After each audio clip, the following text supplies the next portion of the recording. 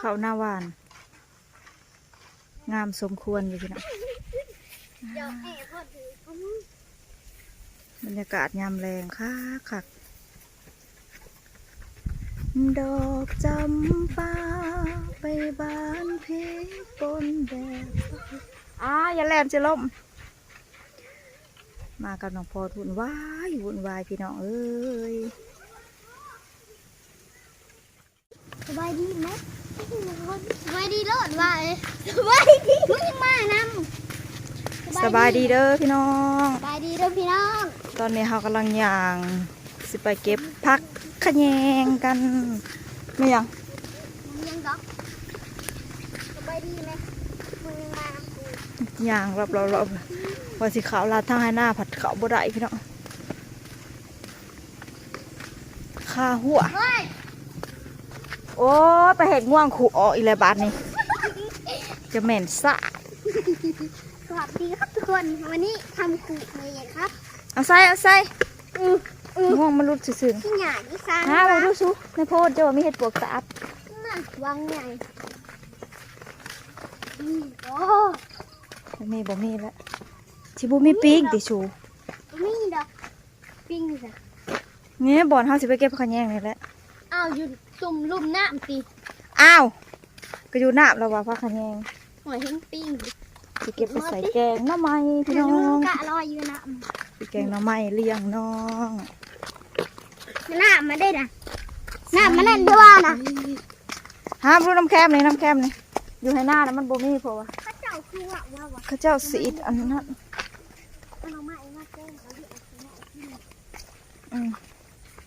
าเลยว่ามีบ่หามึงดูนี่ฮัมนี่หน้านี่ห้องสู้โปรจักผักขะแยงเร็วไรเดี๋ยวมาทั้งพี่มีน้ำพี่หมอ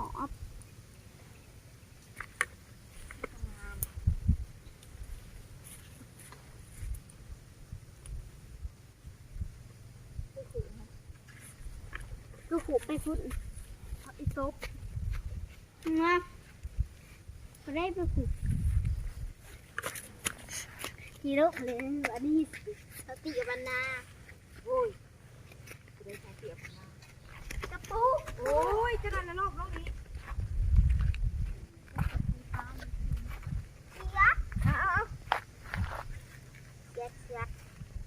เอานี่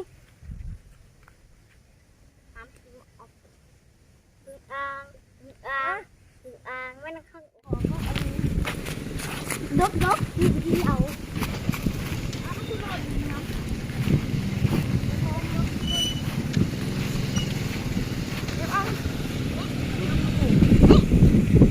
กูแก้วหมาชุบเอานี่มาครับโอ้ยมากอกซุปแปลว่านี่นะเอาอยู่นี่โอ้ยกูซุปหาหมามันเลี้ยงกูสิก้มหัวกูเจ้าเลยล้มพันแล้วสินเฮียแล้วมาดิสินเฮียเลย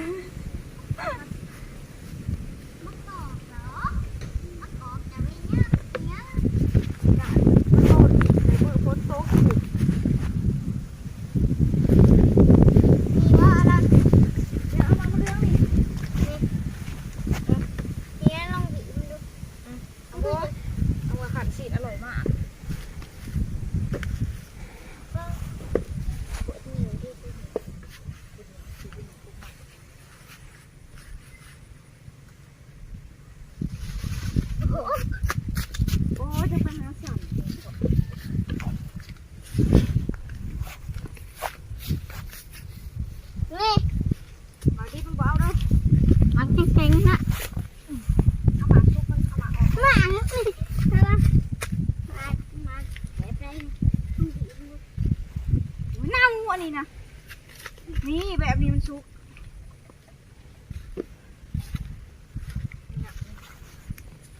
เดี๋ยวเอาหอยแห้งอยู่นี่มันชุกมากรอกไปคั้นเนื้ออร่อยมากแซ่บคั้นเนื้อใส่เนื้อหมูย่างอยู่แล้ว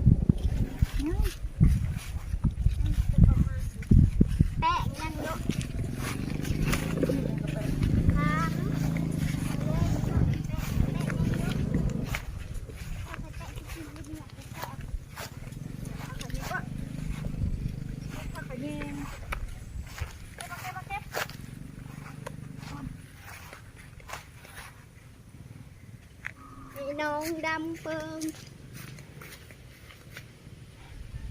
เป็นแบบนั้นเป็นไง เดี๋ยว อยู่ด้วยนี่ใส่กระต่ายดีปะ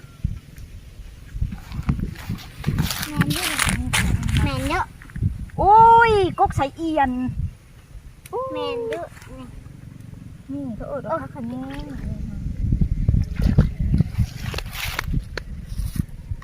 สามารถถึงทางผมว่า เดี๋ยวปุ๊บพักนึง ก็พักคันแย่งเลยอันนี้นะสิว่ายังเก็บได้ไหม น้ำเดี๋ยวท้ายปวด เฮ็ดปวกมาจะใส่เดียวนึงบ่มีดอกได้หอนหมักเกาะพี่น้องเกาะไป ไปครับปุยบนว้าประคำเราบวนทันกับไปใส่ไปมองทางยังไงนี่น้ำคือยังไง ใส่โอ้ยจักพี่ช่าง โอ้เร็วกันอีกเลยพี่น้องไป เราบ่ลองบ่ตาค่ะ ราคาเลย ลูกไปเก็บเป็นจ้ะหมักปี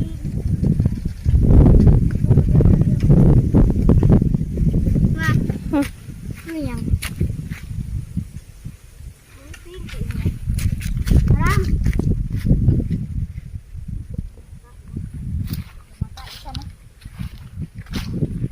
เคยเป็นคนหนูบ่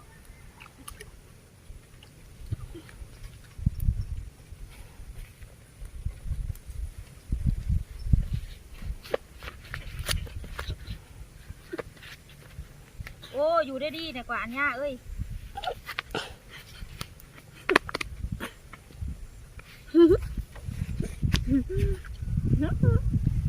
แบบเราหัดตาข้า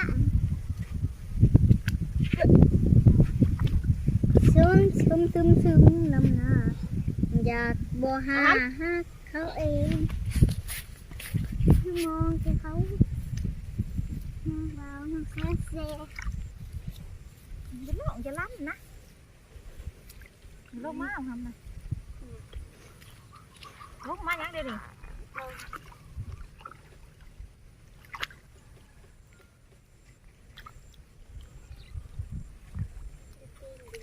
ห่วยมีกระแลนขึ้นแล้วเว้ย หันยังดำยาวไต่ละอยู่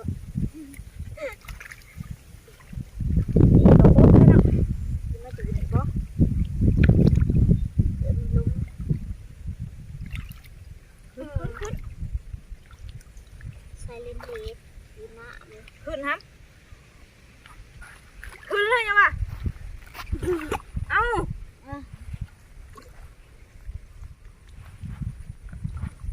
เจ้าหน้าที่เลยวะ ฮะ เอาทำโอ้ย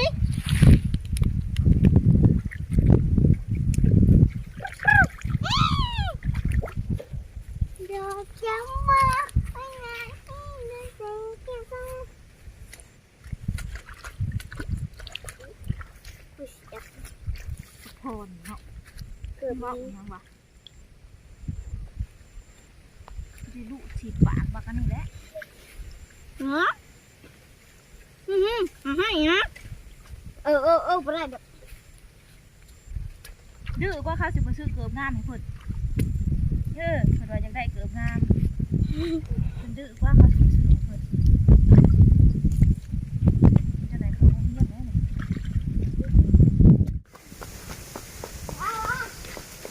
ตอนนี้เขากำลังกลับบ้านแล้วจ้ะพี่น้องหลังจากที่เขาย่างมาเก็บผักขะแยงแล้วได้ฮอนหมักกอกซุกพี่น้องเอ้ยหมักกอกซุกเอาเมื่อคั่นใส่เนื้อจ้ำแจ่วเพียคมพี่น้องแซ่บเพราะว่าเนื้อเขาก็ย่างอยู่ ไปตั้มใส่เงี้ย ตอนนี้เขาก็เดินทาง ขึ้นมาแล้วจากทุ่งไห่ทุ่งนาอากาศยามแรงค่ะพี่น้องเอ้ย อากาศเย็นหลายหลาย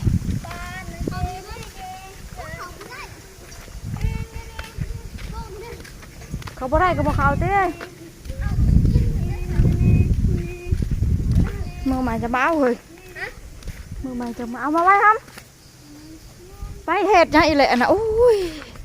วุ่นวายขนาดพี่น้องเอ้ยแม่นยังเดี๋ยวนี้จักแล้วอยู่หน้าเราใกล้ๆอยู่ผู้ให้สิหู